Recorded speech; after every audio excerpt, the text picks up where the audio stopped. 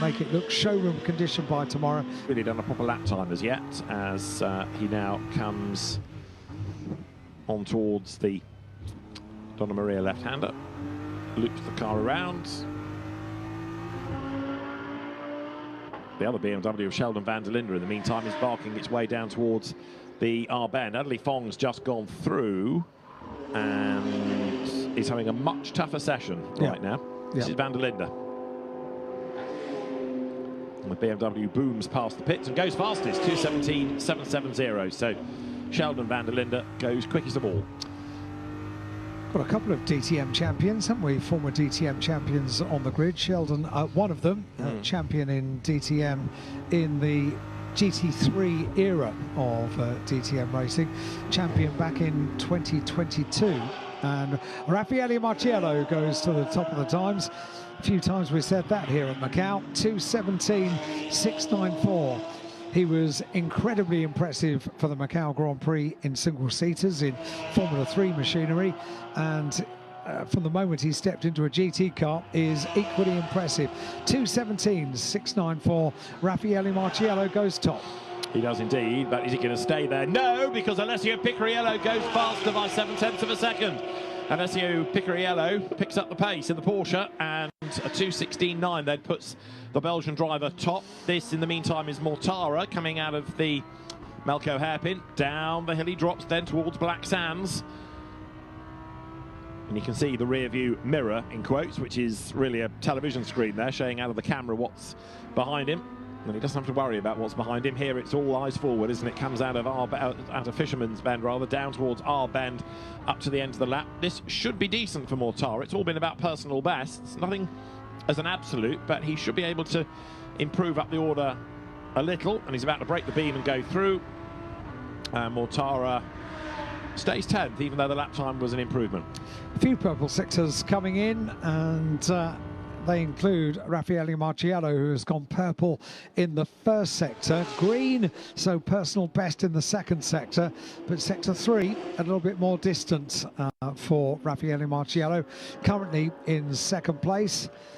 Sheldon van der Linde was purple for a little while in sector 2, but that was taken away on this lap by the quickest car out there, Alessio Picariello, who is at the moment top of the times. And Alessio continues to improve, so goes purple in sector 1, purple in sector 2, and Alessio Picariello, top of the times, 2:16.967 on the previous lap. Looks like this is going to be a quick lap as well. Sheldon van der Linde improving his time last time over the beam, but not to get the quickest time. So he's gone from 7/10 back to 2/10 back. The BMW, which I think to remember Sheldon had a drama with this part of the circuit last year, goes by. Marciello top again, 2:16.915, 52 thousandths quicker than Picariello. So the Porsches coming through together. Anchan Guven in number 11, still not really delivering. Teammate Laurin Heinrich has just gone third in the other Schumacher CLRT entry, the Comliniger Racing Team cars, and Picariello then accelerates behind Guven up towards the line. Let's see what Guven can do first of all, and then can Picariello take on Marciello? The answer is he can't, but Picariello improves the time. He's 11 thousandths of a second down on Marciello, and this is the view from Marciello's BMW.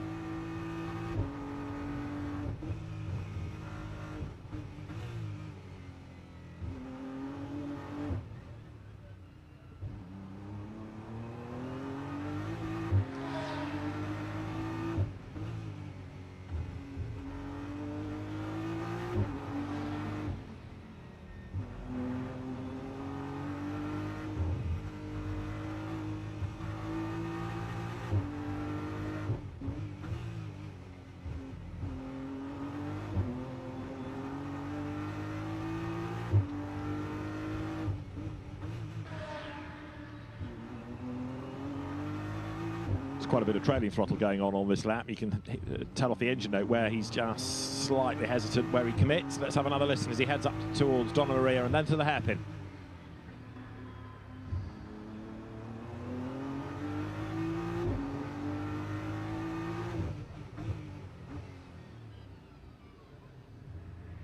Down to first gear, and then the other side of the hairpin back onto the power.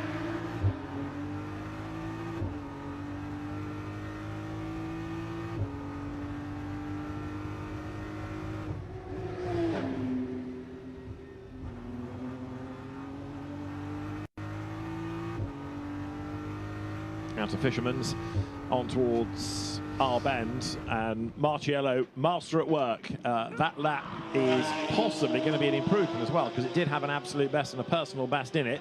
That's Laurin Heinrich's Porsche just going out of shot. Yes, Marciello did go quicker again. A 2:16.820.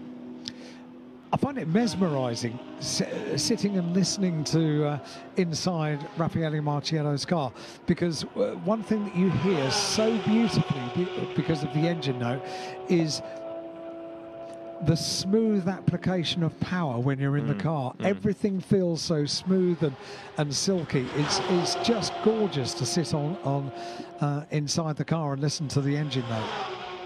Beautiful. And Marciello is a GT master.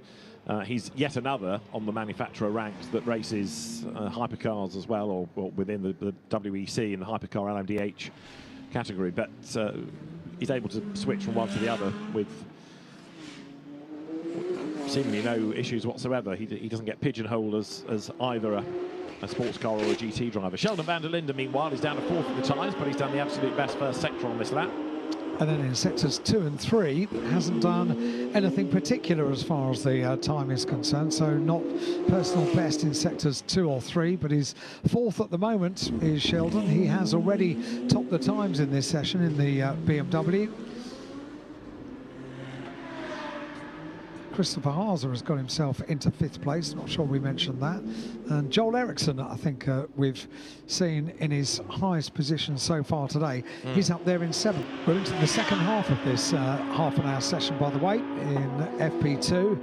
And this is impressive stuff by Raffaele Marciello, as indeed you would expect it to be. A 2:16.820 in the BMW from the Porsche of Alessio Piccirillo. Laurin Heinrich in the 22 Porsche is 3rd.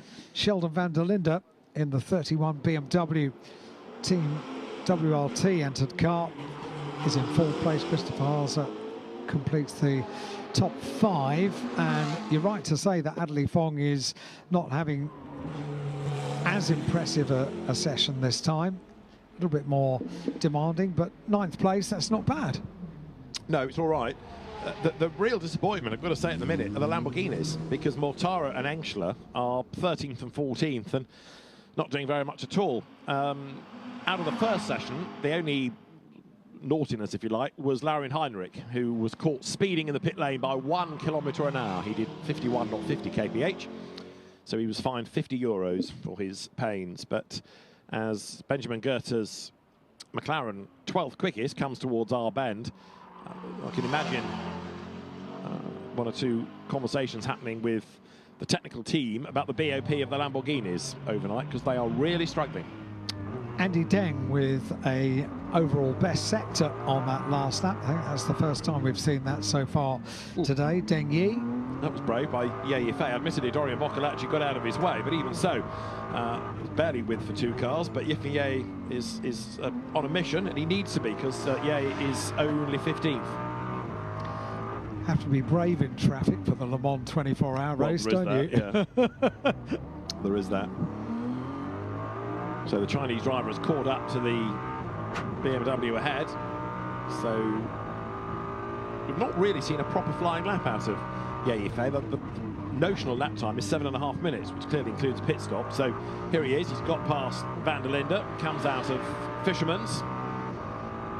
The apartment blocks towering over the circuit. You've got the water on the left-hand side, so you turn right, you go through our bend up towards the timing line, and as he breaks the beam, Ye Yifei is going to improve, surely. Yes, he does, and he gets up to 9th fastest. Yep, good lap that, and we saw the final end of that lap for Ye Yifei, improving on every single sector on that last lap. Good enough to go 9th. 11 minutes and 20 seconds of this session remain. Raffaele Marciello in pit lane, car number 53, top of the times at the moment. Former winner in the GT World Cup here at Macau in 2023. And always impressive is Raffaele Marciello. That's Luca Engschler, who is 15th, which effectively is last because there's no 16th car of Laurens Vanthoor in the session. So Luca Engschler really not going anywhere near as well as anticipated, nor is Eduardo Mortara. But Engschler, I can't believe it's a reticence about the circuit. Yes, he had his big crash here last year, but he's been so good in international GT racing this season. I'm really surprised that Engschler is not doing better, so I can only assume it's something car BOP related, because you've got both of the Lamborghinis mired, slowest and penultimate. Big question mark over those two cars. And Ye Fei continues on his way, doesn't he? Because he's gone personal best in Sector 1, personal best in Sector 3, and overall best purple sector in Sector 2 as well. So this is going to be another interesting lap to watch for the 83 car. The Harmony Racing entered Ferrari 296. Luca Engschler goes quicker, but stays slowest, if that makes sense. Get the car off the bottom at all. This is Ye Fei. You said he was pressing on, and he is. And with 3 PBs and an AB, 3 personal bests and 1 absolute best, is this going to put Ye Fei up towards the notional front row? I know it's not qualifying, but could we get him into the top 2? Anything at the moment in the 216s brings him into the mix. Marciello from Laurin Heinrich, who's gone second. I don't think we mentioned that. And Ye Fei comes to the pit lane. So after all that, what a shame. Well, that's curious as to doing that. Yeah. That screams BOP to me. The team saying, don't show your hand, because you've done so many good sectors, but let's not see what the lap time is. We now know the car's good in every sector. Now pit. A purple sector is one to be watched, and that was a purple sector in Sector 2. But to call the car in on such a lap has got to be with intent. Right, yeah. Don't show the true pace. Don't show your hand. No. Yeah. Hey-ho. Shame, because it would have been fascinating to see what the lap was. Here is Andy Dang. I think he's been one of the stars of the 2 sessions, because he comes here with a very modest CV against the factory hitters, and yet he's 7th fastest, and he's keeping out of trouble, and he's going very, very nicely indeed. And this car has been competitive all day long. This last lap that he's done has had a personal best sector in it. It wasn't an improved lap time, but it didn't miss out by much. Going really well. 7th place currently. 1 personal best sector on the previous lap for Andy Deng, car number 37. 7th place, Raffaele Marciello has left pit lane now, so he's on his way back out onto the circuit. And it's still Laurin Heinrich who is second in car number 22. The gold of the 2 has just put in a personal best in Sector 1. Under 8 minutes of this session remaining, 7 minutes and 38 to be exact. And one to watch, I think, on this lap is going to be Picariello in the 911 car. Yeah, the surviving tempo car, and Picariello a personal and an absolute best in sectors 1 and 2. You're looking at the Lamborghini here of Luca Engschler that is improving steadily, but still is the slowest car. Picariello's in Sector 3 at the moment, and ought to be on for a good improvement to come the end of the lap. Here is Picariello then. The Porsche look to go, which gets completed anytime now. Across the line he goes, and goes top with 3 purple sectors, 2:16, 1:96. And he's quicker by 0.6 of a second. That's a big margin. So Picariello from Marciello. Alessio Picariello still, to a degree, a little bit underrated. He's done the bulk of his racing over in Asia, and in the last couple of seasons has gone back into racing in Europe. He's become very much part of the Porsche roster, as I say, endurance champion in GT World Challenge Europe this year, and that's a good lap to be 0.6 quicker than Raffaele Marciello at a circuit that Lello has done so well at in the past. That is quite something. Dorian Boccolacci's Porsche just going out of shot as we wait for the next car to dive into view, and there is Dorian Boccolacci. Came into the GT arena through Carrera Cup France, of which he was a champion. Picariello has not given up yet. He's done another personal best, followed by an absolute, sectors 1 and 2. Engschler for the pits. This is Boccolacci, and this is a modest lap by Dorian, because the sectors aren't improved at all.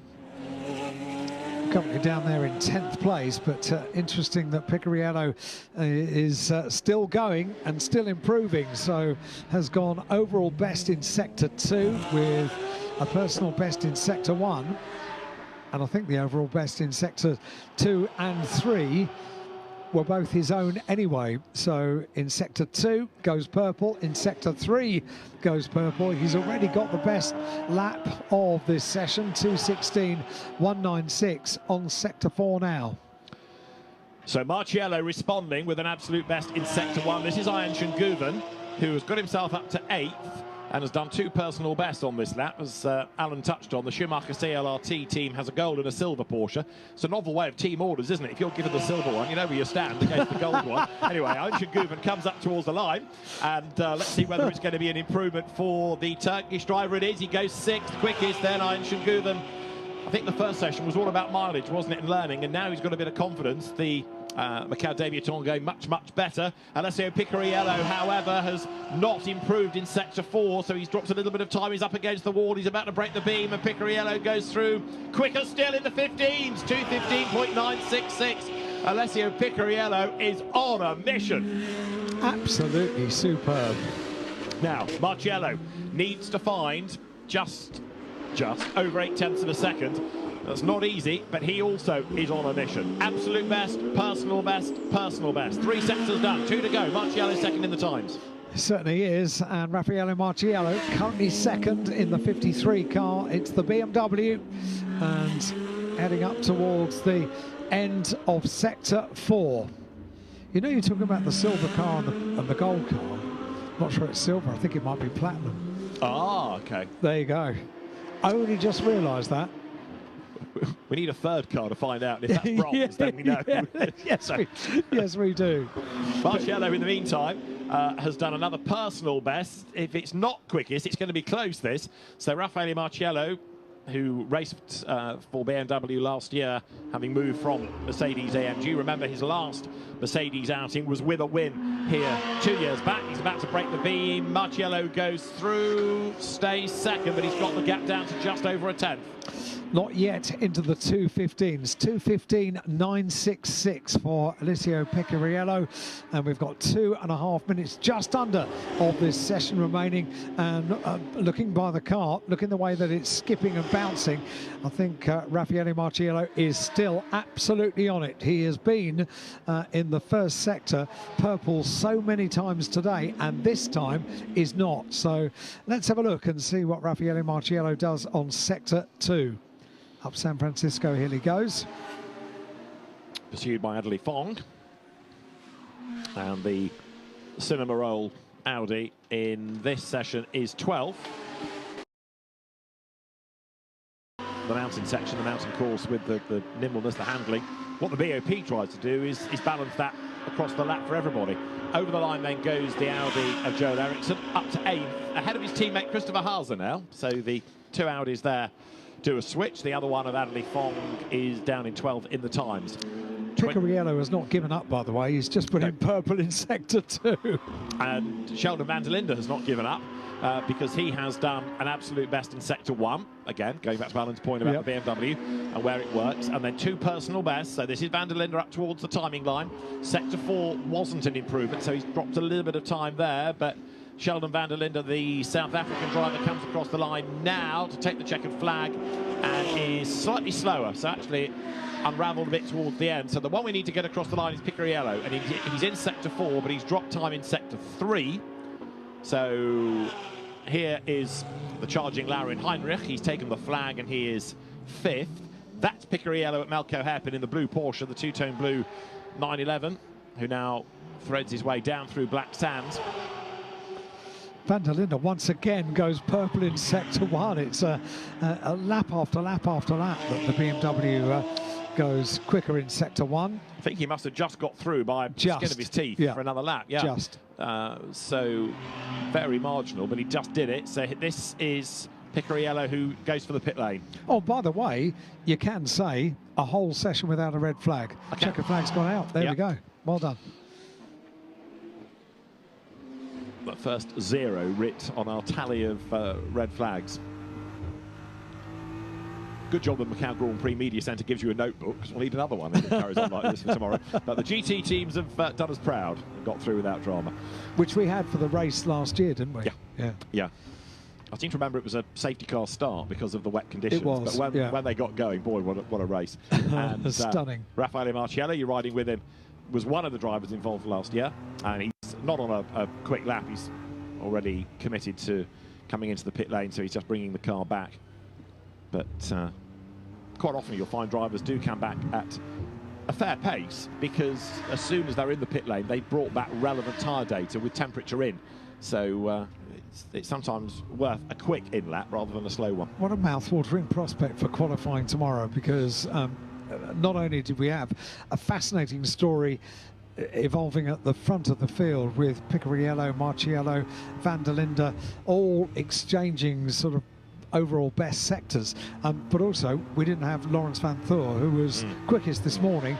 Didn't have him in that session, so much to look forward to for qualifying. And Q2, where it's the 2 laps, effectively 1 car at a time. Can I ring in sick tomorrow and go and stand and watch it out on the circuit? I think it's going to be epic. Down the pit lane they come then. Alessio Picariello, the fastest, from Raffaele Marciello, Sheldon van der Linde, and then 4th quickest, Ian Schenguven. So that means it's Porsche, BMW, Porsche, Ferrari. Yeah, if they did get to 6th in the end. Audi 7th, Christopher Haase. Ferrari 8th, Antonio Fuoco. Not seen the best of him yet. 9th Audi, Joel Eriksson. 10th Porsche, Dorian Boccolacci. So the order at the end of the session: Alessio Picariello by 0.173 of a second is fastest, Raffaele Marciello 2nd, Sheldon van der Linde 3rd, then Ian Schenguven from teammate Laurin Heinrich, Yeife 6th, ahead of Christopher Haase, Antonio Fuoco, Joel Eriksson, and to round out the top 10, Dorian Boccolacci. Andy Deng 11th, Adeli Fong 12th, ahead of Benjamin Goethe, and then Luca Engschler with Edo Mortara slowest. How many times have we been able to say Edo Mortara slowest at Macau? Mr. Macau, he's got his own waxwork in the museum, but slowest, really struggling today. And Lawrence Van Thor with a battered car not out.